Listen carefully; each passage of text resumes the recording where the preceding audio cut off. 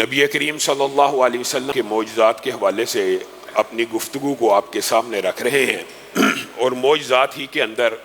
نبی کریم صلی اللہ علیہ وسلم کی بعض پیشین گوئیوں کو بھی آپ کے سامنے رکھا۔ انشاءاللہ اس حوالے سے اپنی گزارشات کو مزید آگے بڑھائیں گے۔ نبی کریم صلی اللہ علیہ وسلم کے پاس ایک صحابی آیا اور آ کے کہنے لگا آج 2 عورتیں مر جائیں گی۔ رسول اللہ صلی اللہ علیہ وسلم نے اس بات کو اگنور کیا، پھر آ کے کہنے لگا وہ تو روزہ رکھے ہوئے ہیں اور وہ روزہ رکھتی ہیں، پے در پہ روزہ رکھتی چلی جاتی ہیں اور کچھ کھاتی پیتی نہیں، ان کی جان تلف نہ ہو جائے، ان کو کچھ نصیحت کر دیجئے کہ اتنا پے در پہ اوپر نیچے روزے رکھنا، یہ بھی اپنی جان کو ظلم میں ڈال لینا یا اپنے نفس کے اوپر ظلم کر لینا، یہ کوئی مناسب بات نہیں ہے۔ نبی کریم صلی اللہ علیہ وسلم نے پھر اس بات کو اگنور کیا، اور معلوم ہوتا ہے، محدثین نے لکھا ہے نبی کریم صلی اللہ علیہ وسلم کو اللہ رب العزت نے یہاں پہ ہی ان عورتوں کے احوال کا بتا دیا ہے جس کی وجہ سے نبی کریم صلی اللہ علیہ وسلم انہیں نظر انداز کر رہے تھے۔ صحابی پھر آیا آج تو فوت ہی ہو جائیں گی، تو نبی کریم صلی اللہ علیہ وسلم نے کہا ان کو بلا لاؤ۔ دونوں عورتیں آئیں تو نبی کریم صلی اللہ علیہ وسلم نے ان کو کہا کیا کرو، الٹی کرو۔ تو ان دونوں عورتوں نے الٹی کی تو ان کے جسم میں سے خون اور گوشت کے لوتھڑے نکلے۔ رسول اللہ صلی اللہ علیہ وسلم نے صحابہ کو مخاطب ہو کے کہا حلال چیزوں سے تو روزہ رکھتی تھی، اللہ کی حلال کردہ اشیاء کو تو تقوی اور خوف خدا کی وجہ سے چھوڑ دیتی تھی، لیکن مسلمان بھائیوں کے گوشت کو کھانے سے باز نہیں تھی آتی، روزہ رکھ کے بھی غیبت کیا کرتی تھی۔ اس کے اثرات ان کے جسم کے اوپر دیکھ لو کہ اب الٹی آئی ہے تو اس کے اندر خون بھی شامل ہے اور گوشت کے لوتھڑے بھی شامل ہیں۔ میرے بھائیوں، ہم لوگوں نے، اور یہ بالعموم جو عام فہم بات ہے، یہ بات درست ہے، ہم نے یہ سمجھا کہ گناہوں کے اثرات صرف روح پہ ہوتے ہیں اور بدن پہ نہیں ہوتے۔ اول گناہ کے اثرات روح ہی پہ ہوتے ہیں، اور روح غلیظ ہو جاتی ہے اور روح بد فطرت ہو جاتی ہے، پھر وہ جسم کو غلط کاموں پہ ابھارتی ہے اور جسم کو غلط سائیڈ پہ لے کے چلتی ہے۔ لیکن یہ کہہ دینا کہ گناہ کا اثر صرف روح پہ ہوتا ہے، یہ بھی کوئی درست بات نہیں ہے۔ آپ ایک عام مشاہدے کے طور کے اوپر کسی کو طعن و تشنیع کرنا مقصود نہیں، آپ کسی صحابی کو برا بلا کہنے والے کا چہرہ دیکھ لیں، کیا اس کے چہرے کے اوپر اثرات ہوتے ہیں کہ نہیں؟ عادی جھوٹ بولنے والے کا چہرہ دیکھ لے، عادی گالی نکالنے والے کا چہرہ دیکھ لے، عادی شراب نوش کا چہرہ دیکھ لے۔ ہاں، کچھ لوگوں کے ہو سکتا ہے اثرات ظاہر نہ ہو، لیکن گناہوں کے اثرات بدن پہ بھی ظاہر ہوتے ہیں۔ یہ کہنا کہ بدن پہ گناہ کا کوئی اثر واقعہ نہیں ہوتا، تو حقیقت بات تو یہ ہے آج جتنے امراض آپ معاشرے میں دیکھ رہے ہیں، میں ایمانداری سے لوگ آتے ہیں، اگرچہ میں رقیہ شریعہ کا باقاعدہ باضابطہ طور پہ کام نہیں کرتا، لیکن اس علم کو حاصل کیا، پڑھا ہے، اپنے دوست احباب کی طرف ریفر کر دیتے ہیں، لیکن ان میں سے 90% جو مریض ہیں ان کی 2 وجوہات ہوتی ہیں، اور پہلی جو سب سے اہم وجہ یہ ہوتی ہے ان کے گناہ ہوتے ہیں، جس کی وجہ سے وہ ایسے موذی امراض کا شکار ہو چکے ہوتے ہیں کہ پھر نہ میڈیکل رپورٹس بھی آتے ہیں نہ ان کو کسی قسم کی دوائی اثر کرتی ہے۔ اور کئی مرتبہ جو رقیہ شریعہ کرنے والے ہوتے ہیں یا عالم ہوتے ہیں، وہ ایگزیکٹ وہ گناہ بھی بھانپ لیتے ہیں کہ اس جسم کے اوپر فلاں گناہ کا اثر ہے جس کا نتیجہ یہ ہے۔ ان میں سے میرے بھائیوں ایک گناہ یہ غیبت بھی ہے، جس کو ہم نے بڑا معمولی سمجھ لیا ہے۔ یقین مانیے کئی مرتبہ ایسے مشاہدات اور واقعات نظروں سے گزرے ہیں کہ ایک بندہ عرصے سے گوشت نہیں کھا رہا، لیکن میڈیکل رپورٹ میں آ رہا ہے کہ وہ گوشت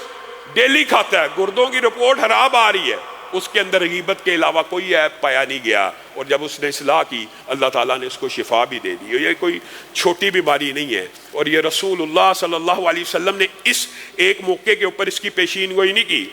بلکہ دوسرا مشہور واقعہ ہے، اکثر نے سنا ہوگا لیکن یاد دہانی کے لیے، رسول اللہ صلی اللہ علیہ وسلم ایک سفر میں ابو بکر و عمر کو بھی ساتھ لے کے چل پڑے، اور حضرت ابو بکر و عمر نے ایک ملازم کو اپنے ہمراہ لیا، اور اس ملازم کو ہمراہ لینے کا مقصد یہ تھا کہ جب ہم سفر میں رک جائیں گے، جب ہم سفر میں کہیں پہ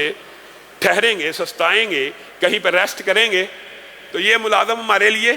کھانا پکائے گا، ہماری خدمت کرے گا۔ اب ایک رستے میں پڑاؤ آ گیا، آپ نے پڑاؤ ڈال لیا، حضرت ابو بکر و عمر نے بھی پڑاؤ ڈال لیا۔ اب جب انہوں نے پڑاؤ ڈالا، وہ جو ملازم تھا وہ بھی بالآخر انسان تھا، اتنا لمبا چوڑا سفر تھا، جیسے ہی نبی کریم صلی اللہ علیہ وسلم لیٹ گئے، قافلے والے لیٹ گئے، یہ ملازم بھی لیٹ گیا، اس کی آنکھ لگ گئی۔ حضرت ابو بکر و عمر آپس میں، کتنی جلیل القدر ہستی ہیں، شخصیات ہیں، آپس میں ایک دوسرے کی طرف آنکھوں میں آنکھیں ڈال لی اور اشارہ کرنے لگے۔ اس کو ہم مراد یہ ہے، اشارے میں کہنے لگے یہ جس کو ہم کھانا پکانے کے لیے لائے تھے یہ ماشاءاللہ سو رہا ہے، جس کو ہم اپنی خدمت کے لیے لائے تھے وہ تو ریسٹ کر رہا ہے، وہ تو سو رہا ہے۔ کوئی بری بات نہیں کی، کوئی گالی نہیں نکالی،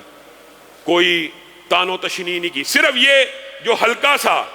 اس کو کہتے ہیں حمز، یا حمز کیا، ہلکا سا اشارہ کیا، لمس کہہ لیں، ہلکا سا لمس کیا، اور ایک دوسرے کی صرف آنکھوں میں دیکھ کے اشارے کیے کہ یہ دیکھو جی سو رہا ہے، اس کو ہم خدمت کے لیے لائے تھے، اور بس اس بات کے اوپر ایک دوسرے کو دیکھ کے مسکرانا شروع ہو گئے، ہنسنا شروع ہو گئے۔ اب بھوک تو لگ چکی تھی، ملازم کو نہ اٹھایا، رسول اللہ صلی اللہ علیہ وسلم کے دربار میں پیش ہو گیا، اللہ کے رسول آپ نے جو کھانے کا انتظام کیا اس میں سے ہمیں بھی کھلا دیجیے۔ تو رسول اللہ صلی اللہ علیہ وسلم نے بڑی سنجیدگی کے ساتھ اپنے ان دو عظیم اور جلیل القدر صحابہ کو دیکھا۔ یہ عظیم المرتبت صحابہ ہیں، یہ وہ ہیں جو ایک وہ ہے جو نبیوں کے بعد سب سے افضل ہے، اور دوسرا کون ہے جو ابو بکر کے بعد سب سے افضل ہے۔ یعنی دھرتی کی پشت کے اوپر تین انسان عظیم الشان ایک جگہ پہ بیٹھے ہیں، اور وہ جو کائنات کا امام ہے اپنے ان دو ساتھیوں کو دیکھ کے کہتا ہے ابو بکر و عمر تم اپنے حصے کا کھانا کھا آئے ہو۔ اے اللہ کے رسول، آپ کہتے ہیں آپ کی بات کو جھٹلایا تو نہیں جا سکتا، آپ نے کہہ دیا، لیکن واللہ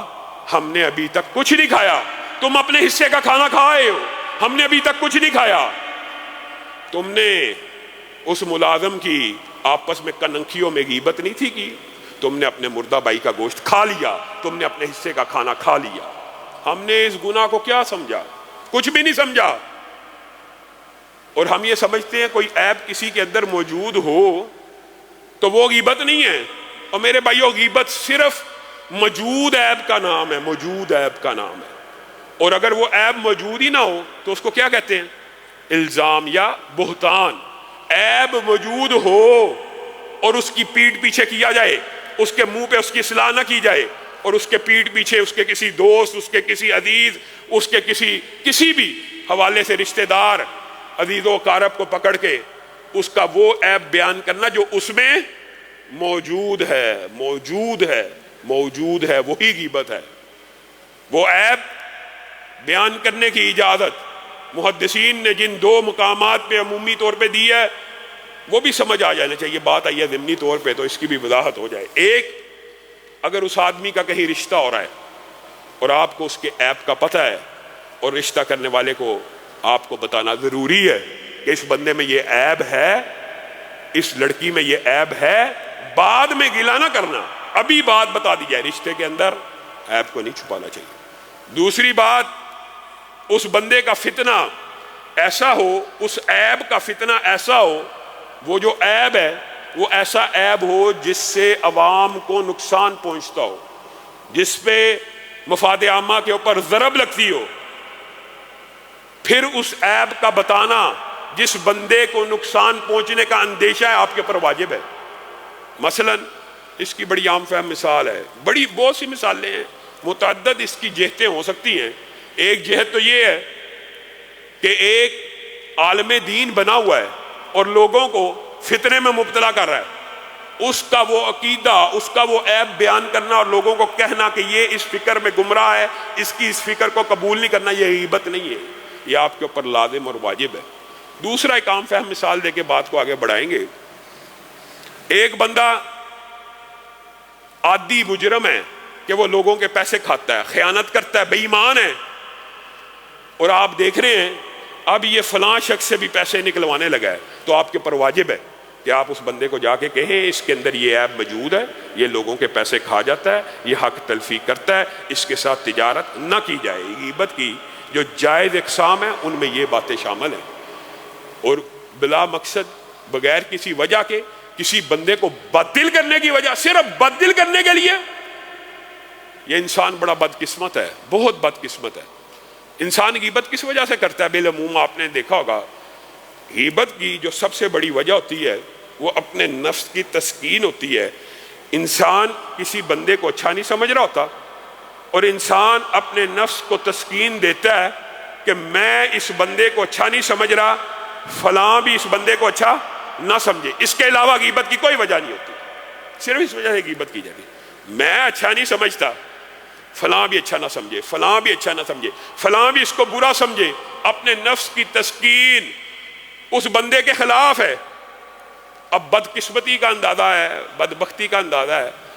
ایک جس بندے کے خلاف ہے، ایک تو ہے جن کے حق میں ہوتا ہے انسان، ماں باپ ہیں، بہن بھائی ہیں، بیٹے ہیں، ان کے تو بندہ حمایت میں ہوتا ہے، اور یہ لوگ بھی کل قیامت کے دن انسان سے نیکیاں لے اڑیں گے۔